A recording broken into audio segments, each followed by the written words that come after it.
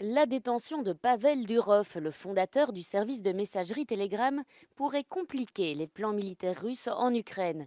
Telegram est très populaire parmi les russophones et joue un rôle crucial dans la guerre en Ukraine, tant pour les opérations sur le terrain que pour la diffusion du discours de Moscou. Selon l'Institute for the Study of War, il s'agit de la principale alternative aux communications officielles pour le personnel militaire russe en Ukraine.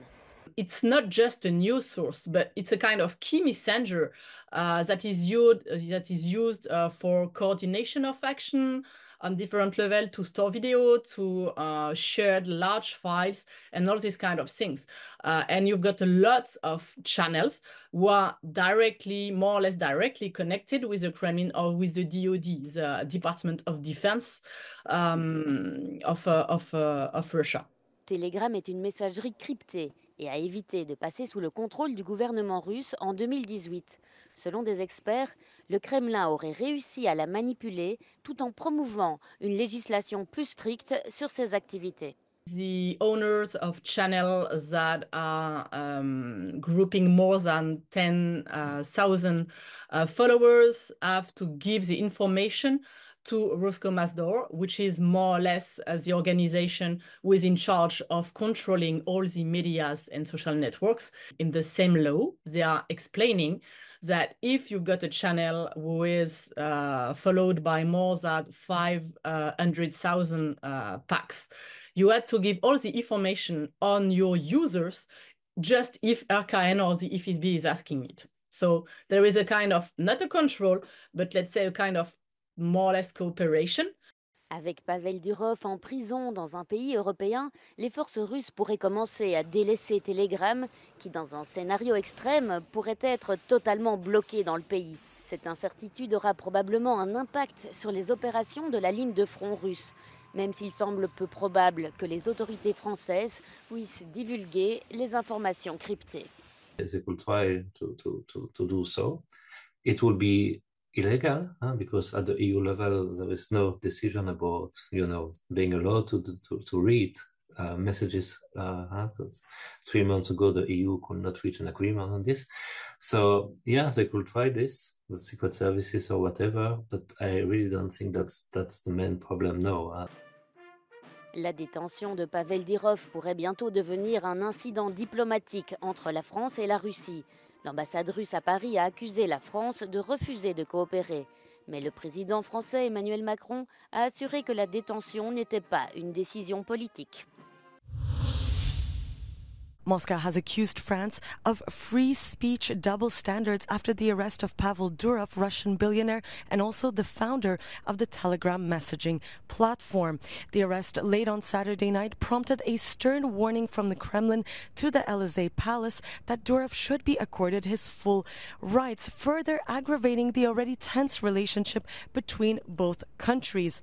On Sunday night, French authorities decided to extend Durov's detention period for not curbing enough offenses allegedly on the Telegram platform, such as, for example, fraud, drug trafficking, organized crime, and even promotion of terrorism.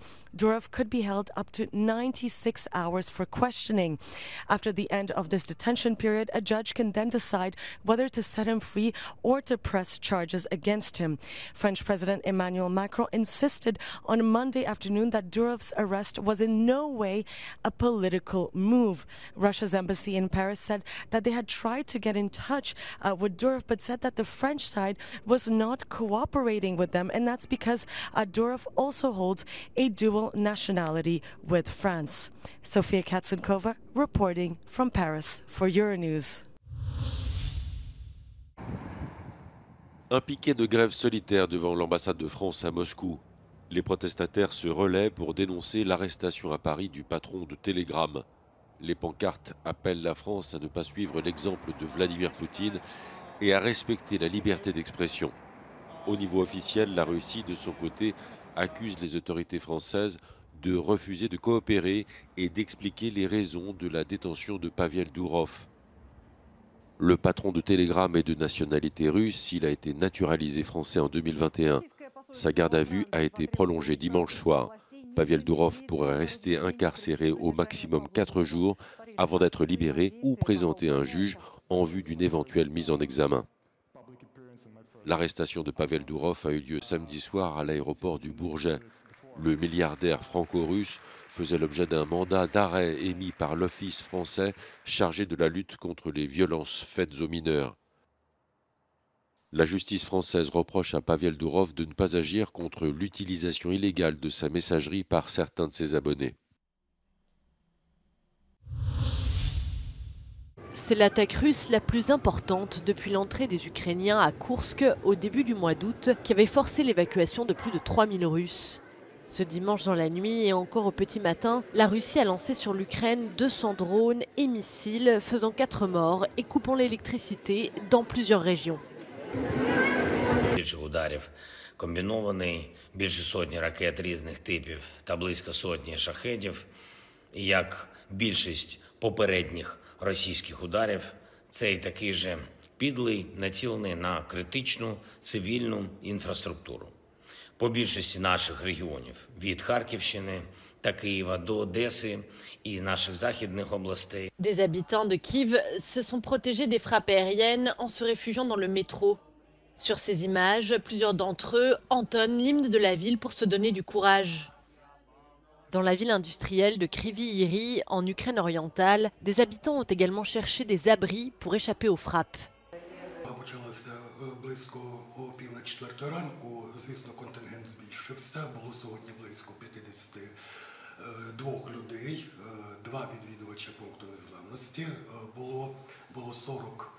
Дорослих та 10 малолітніх дітей. Потребували засоби зарядження. Поки було світло, ми надавали безпровідний інтернет, Wi-Fi. У нас це все є у вільному доступі. Для дітей просили ковдри, бо в підвалі ж холодно, знаходились досить великий проміжок часу. Ce lundi, l'agence de presse Reuters a parallèlement confirmé la mort d'un membre de son équipe à Kramatorsk. Ryan Evans, conseiller en sécurité, faisait partie d'une équipe qui séjournait à l'hôtel Saphir quand il a été touché samedi par un missile russe. L'armée du Bélarus aurait positionné, selon Kiev, un nombre significatif de soldats le long de sa frontière nord avec l'Ukraine, une opération qui se déroule dans la région de Gomel. C'est ce qu'a affirmé le ministère des Affaires étrangères ukrainien dans un communiqué publié dimanche soir. Il exhorte les responsables biélorusses à ne pas commettre, dit-il, d'erreurs tragiques sous la pression de Moscou. Selon Kiev, ces exercices militaires dans la zone frontalière constituent une menace pour la sécurité mondiale en raison de la proximité de la centrale de Tchernobyl où a eu lieu la pire catastrophe nucléaire au monde en 1986. L'Ukraine affirme par ailleurs avoir enregistré la présence de combattants de la milice Wagner, dont certains ont trouvé refuge au Bélarus depuis l'échec en 2023 de la rébellion de leur chef Yevgeny Prigojine. L'Ukraine et le Bélarus partagent une frontière longue de 1084 km et si le pays est inquiet, c'est en raison de la proximité diplomatique entre Moscou et Minsk. En 2022, le Bélarus avait autorisé les troupes russes à stationner sur son sol avant l'invasion de l'Ukraine.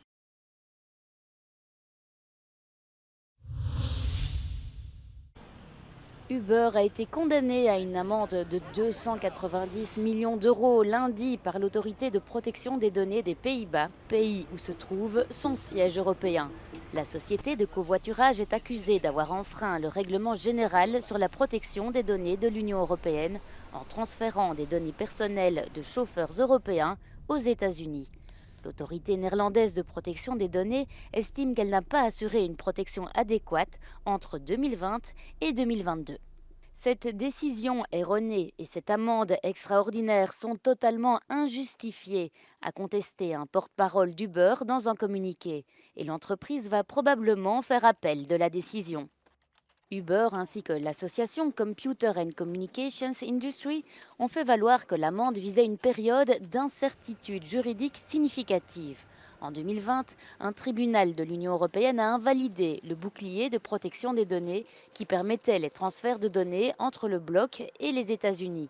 Jusqu'à la fin de l'année 2023, il n'y avait pas de règles claires, jusqu'à l'entrée en vigueur du cadre Union européenne-États-Unis sur la confidentialité des données. Uber utilise ces règles depuis lors, Mais l'autorité néerlandaise a fait valoir qu'elle ne pouvait pas ignorer l'absence de protection suffisante pendant la période examinée.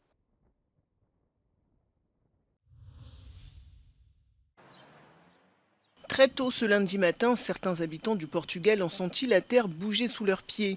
Un séisme de magnitude 5,4 a secoué le pays sans faire de victimes ni causer de dégâts matériels.